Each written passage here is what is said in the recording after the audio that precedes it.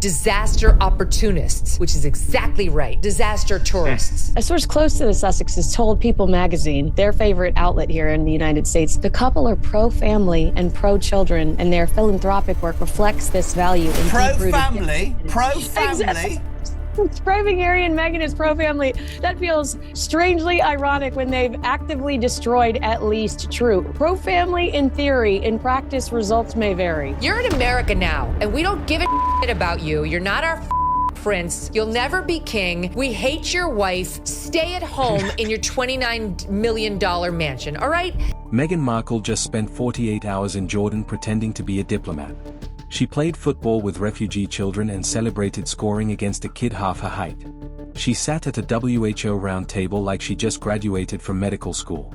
And the Jordanian royal family, a family she and Harry once called close allies, didn't meet her. Not for 5 minutes, not for a photo, not even a polite hello through staff. Queen Rana was nowhere near them.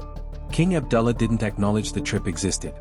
The silence from the Jordanian palace was louder than anything Meghan said in Amman. And here's the kicker.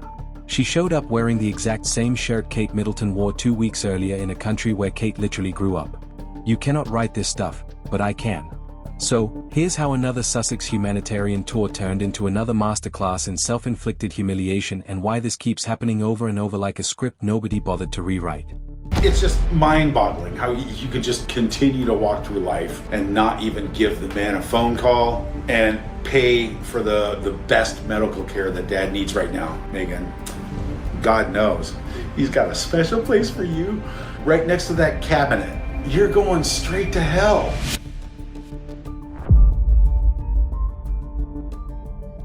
Since they touched down in Jordan and visited a specialty hospital in Amman, where Meghan, very much in Diana mode, Diana wannabe mode. The announcement came at midnight, Jordan local time, less than 24 hours before the plane touched down in Amman.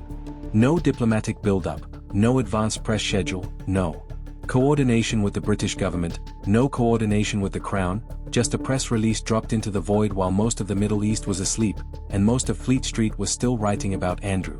Instead, in the midst of the biggest royal crisis in a century, these two grifters and fake have decided this is the moment to embark on a new fake royal tour, this time of the Middle East, where she's literally trying to claim she's the queen of the desert in Jordan. That timing needs to sit with you for a second.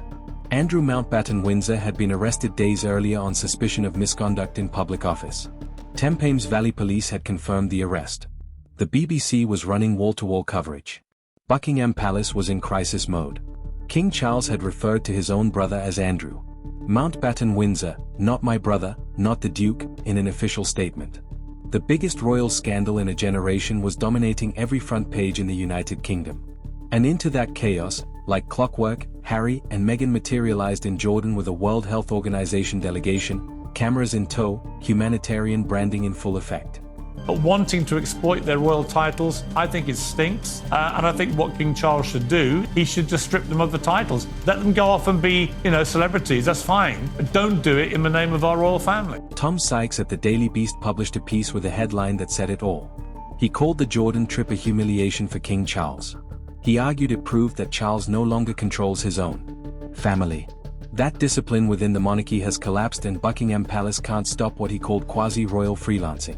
All they had to do was shut up and do nothing. And Prince Harry and Meghan Markle were probably going to get their best news cycle in years because we know deep down they want to bring down the British royal family. Dan Wootton went further on his outspoken show.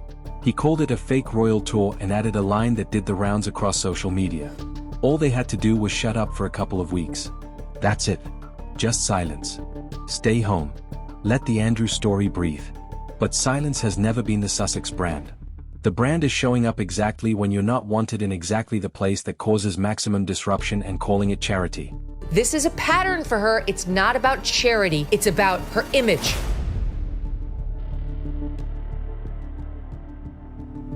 There's this ludicrous couple just pretending to do a royal tour. God knows what it's all about except for chasing headlines and saying, hey, anything William can do, we can do better. It's pathetic. It is really pathetic. Here's the detail every other channel is skipping. Jordan's royal family, King Abdullah and Queen Rania, did not meet the Sussexes during this 2-day trip. Not privately, not publicly, not at all. No dinner, no tea, no drop-by, nothing. And that silence carries weight when you understand the relationship Jordan has with the British crown. The Hassite dynasty and the Windsor go back decades. King Abdullah trained at the Royal Military Academy Sandhurst, the same institution Harry attended. Queen Rana has been photographed with senior British royals at state banquets, funerals, and private visits for over 20 years. She was at Queen Elizabeth's funeral. She has personal relationships with multiple members of the family. This is not a distant diplomatic connection. This is real. And in October 2025, just 4 months before Harry and Meghan landed in Amman, Queen Rana and King Abdullah visited William and Kate at Windsor Castle. A proper engagement, photographed, documented, warmly received, the kind of meeting where both sides actually want to be in the room together. Kate, who spent part of her childhood living in Jordan when her father worked for British Airways, has a genuine personal connection to the country. That connection was visible, real, reciprocated. Then Harry and Meghan land in the same country, same city, and the Jordanian royals treat them like they don't exist. The British ambassador, Philip Hall, thanked the couple and said their support and appreciation of the humanitarian work was enormously appreciated. That's diplomatic code for "we acknowledge you were here. Now, please don't make this complicated." The WH was happy to have them. Celebrity attention means donor attention means funding. That part is straightforward. But the royal family of Jordan, the people who actually run the country, not a word. And when a royal family that rolled out the carpet for William and Kate 4 months ago can't find 30 minutes for Harry and Meghan, you don't need a translator to read the room. You just need eyes. That's not a scheduling conflict. That's a message delivered in the most royal way possible through silence. Who just went off on these, what did she call them? Queen's husband was dying, and she went on Oprah and suggested one or both of them are raging racists. She couldn't have cared less. She doesn't care about anyone other than herself, and I include Harry in that. She cares about her image. That's why she's there.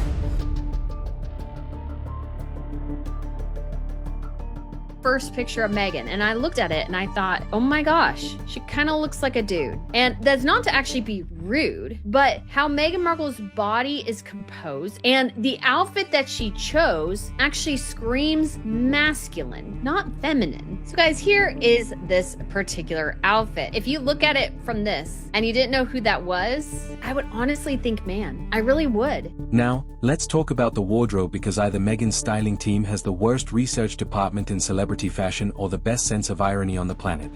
She stepped off the plane in Jordan wearing a white button-down from a brand called With Nothing Underneath. The specific style, the boyfriend fine poplin. Nice shirt. Clean look. One problem.